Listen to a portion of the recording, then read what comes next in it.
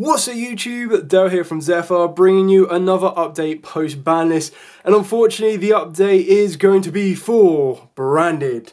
Now when I say unfortunately, it is because this is probably the biggest casualty of the banlist in my opinion. The rest of the main meta decks basically just got a little slap in consistency, whereas this deck probably could have been taken away from losing the Gimmick Puppet lock, and that would have been enough for the deck to still be able to compete, as it is not a dominant meta deck in my opinion. It's not always at the top table. Heck, I haven't even seen it in the top 64s for a while, bar when it won the Nationals for UK, and even then that was kind of down to the Gimmick Puppet lock. So I definitely feel that it could have had a different hit rather than Branded Fusion to 1. That being said, the deck is still very much playable. It did take a bit of a hit to consistency and one of its best cards, but it can still do a lot of things. And the best thing about the build is it has a lot of versatility and a lot of variety depending on which route you would like to take.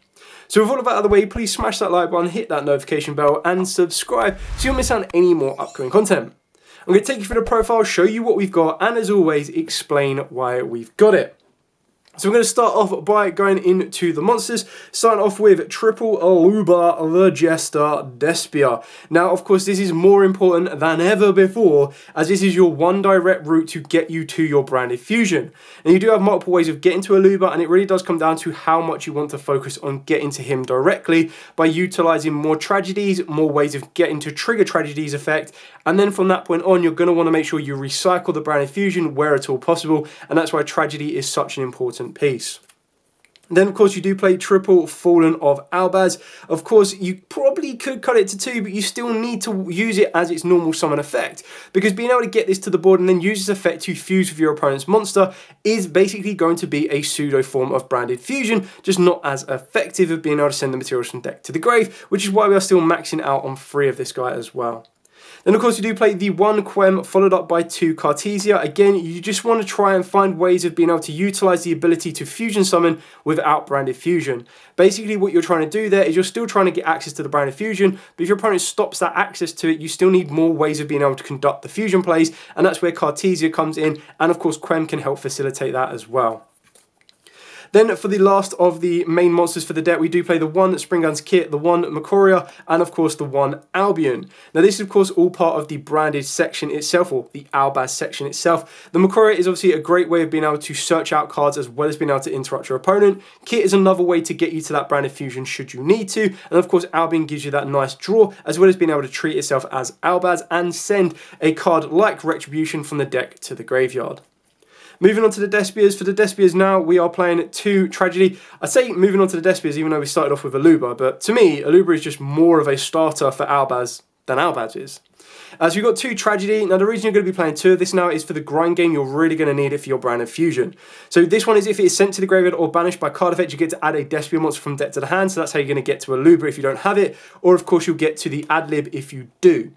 Then what you're going to want to focus on more times than not is its secondary effect to banish it from the graveyard to target a branded spell or trap in the graveyard and set it to the field.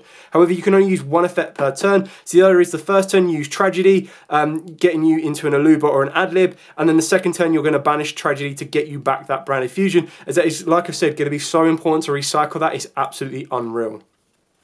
And then for the Bestials, we have gone back to the 1 Lubellion and the 1 Saranir. I do feel that when you are putting this build together, you're either going to go more aggro, and what I mean by that is you're going to be playing more cards that basically just say, okay, you hand trap me, I'm going to continue to play, or you're going to go more control, which then comes down to, you've hand trapped me, but I've got my cross out, and I'm going to respond with my own hand traps on my own. So it really does come back to the type of version you are going for. I've kind of built this to be a bit more aggro, which in the spot of something like cross out Designator, I decided to go with Nadir Servant. So of course with Nadir Servant, the idea is you get to send a monster from the extra deck to the graveyard, which will allow you to help set up your Albion plays and everything else like that. But then you'll also be able to set up the Quem plays and move your board further forward. Of course it does clash with your normal summon, but you can't always guarantee you're going to be able to get an Aluba, even though you are going to be trying your hardest to get there. So you kind of want to balance the options of which ones you want to be going for to be able to get you that resource, set you up the Albion, and then hopefully play with only being able to use 1 Branded Fusion.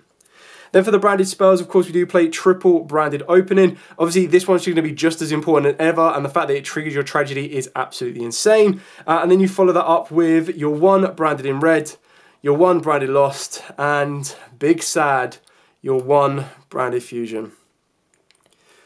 Oh, I'm so glad I didn't get Quartz Centuries of this card. Yeah, I mean, it's the biggest shock on the ban list to me personally. I think it's probably the biggest shock for a lot of people. I felt that if they were going to hit branded, to me, hitting branded fusion is basically just so they can copy Master Duel and then also so they can copy the OCG. I honestly don't think it needed to happen, and I would really, really hope that in the future this comes back to free. You just don't know.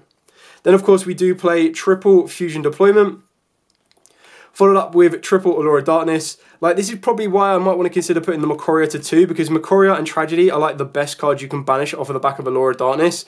But it really does come down to your personal preference. But the idea is just going Allure, banish Tragedy, you get your advantage, you're digging and drawing for your cards. Yes, the deck will struggle a little bit more so now against stuff like D-Shifter, it will struggle a lot more against Draw and Lockbird, but it still has its ability to continue to go with all of those different mechanics of being able to fusion summon. And then your one of power play spells, you've got the one Call by the Grave, you've got the one Gold Sarcophagus, and you've got the one Foolish Bury. So the Foolish Burial is going to be utilised for your Tragedy as well as being able to utilise for your Lubellion. And then your Gold Sight is going to be able to banish your Tragedy and be able to trigger off from that way. For the last of the traps, we do play the one Branded Retribution and the one Branded Banishment. You can probably cut the Branded Banishment if you want to. Currently, the list I'm going to show you is a 43 card list because I haven't been able to decide which hand traps I want to play. So Banishment can be taken out and it goes down to a 42 card, and you're just going to be using this list to kind of adapt around and use what you need to do. So for the hand traps, I went with pretty standard, but I went with 2 Ash Blossom, 2 Imperm, and the reason I couldn't make my mind up on these is because I feel Nibiru with Appaloosa gone is now going to be such an important card in the entire format. I feel that there's only probably one deck out there that can naturally make a protection before Nibiru, and that's the Yubel deck.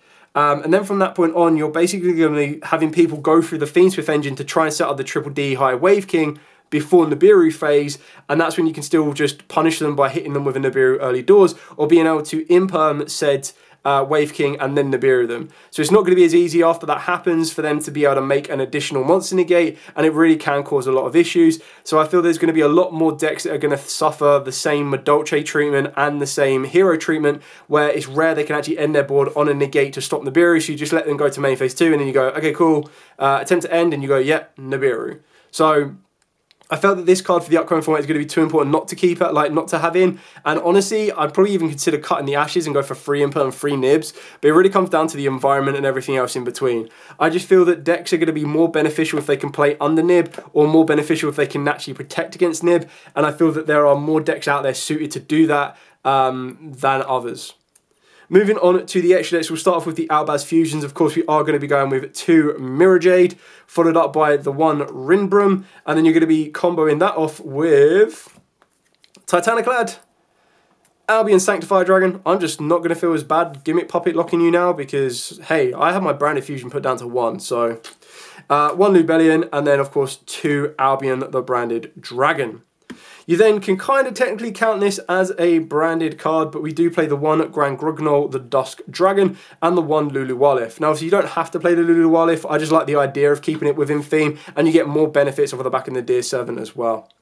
And then for the Despia Fusions, we do play the 1 Quinteris, and we do play the 1 Masquerade. Of course, you don't have to play either of these. I still think Quinteris puts in a lot of work for you. The Masquerade Dragon is probably more of a time card option, and it's something you might want to side in. I feel that this will definitely have a benefit in comparison to now people not having access to Lacrima, because it kind of got to a point where people would have Lacrima and then that would be it. But I feel that this is a card you can side in or side out, depending on what your side deck is, and whether you want to be playing Super Poly or not. The last 3 cards we do play is the 1 Predaplant Dracus Depelia, the 1 Guardian Chimera, and I am trialing out, and I do like the idea of it, is the Light and Darkness Dragon, just because you want to protect your Branded Fusion where at all possible. The issue is, in order to do that, you need to have Light and Darkness Dragon already set up, and then you need to chain block your own Branded Fusion, or this needs to have no attack left. So it can get a little bit tricky, but I do feel it's one of them cards that once you've set up, if you add it to your end board and you're happy to just sit back and go, yeah, okay, well, I will let you eat up all of these negates. And then once you've eaten up all those negates, I'll then just go, okay, cool, Mirror Jade. And you kind of work your way further forward from that point, or even branded in red. It means that your opponent has to have a lot of card effects to kind of burn through your board already. And you can just sit back and relax a little bit more as you're trying to work your way up. So that's pretty much it for the entire list. Like I said, it'll come down to your personal preference, your personal playstyle, and what different adaptations you want to make to the list itself. I do feel that, like I've said at the start, this is probably the biggest casualty of the ban list. It's a shame that it happens. because I feel that there were other cards that could have been hit in this deck that would make it less degenerate, and I definitely didn't feel that Branded, in my opinion, was too OP, too broken, too busted, and that can obviously be highlighted with the lack of tops in the top 64 of a previous list. So if anything, this ban list just really needed to give a hit to the main meta decks, which it did in the form of Tenpai, Yubel, and of course Snake Eyes, but they're still very much around. I would probably say, if anything, what you've done by hitting the Branded Fusion, like if you left Branded Fusion, you probably would have been bringing down Tenpai, Snake Eyes, and Yubel kind of down to the Branded level. Whereas I feel that when you take away Branded Fusion to 1, you've kind of brought Branded down another level, which it didn't need to go. You just go, cool, get rid of the Gimmick Puppet Lock. It's now no longer like out and out degenerate, and the deck can still function. But hopefully we'll see the alternate arts for Aluba, Cartesia, and Albaz soon as well, which would be really awesome. Anyway, thanks so much for watching. If you do have any questions at all, by all means, please put them in the comments down below. I'll be more than happy to answer them. Like I said, this is just a demo list for you to kind of get your ideas around with it. I know it's a little bit early since the ban list has happened, so no one knows the perfect way of playing this deck yet, unless you're going to be following on from the Master Duel particular way. But the idea is it gives you a bit of a structure to work with. You can have a look at it and go, okay, I want to make mine more hand trap focused. I want to make mine more fusion focused. Heck, I want to make sure that I can respond to my opponent's Ash Blossoms by going down the route of Triple Tactics Thrust, into fusion duplication and everything else in between. Anyway, thank you so much for watching. Like, comment, subscribe, share. Till next time, as absolutely always, stay safe and, of course, happy dueling.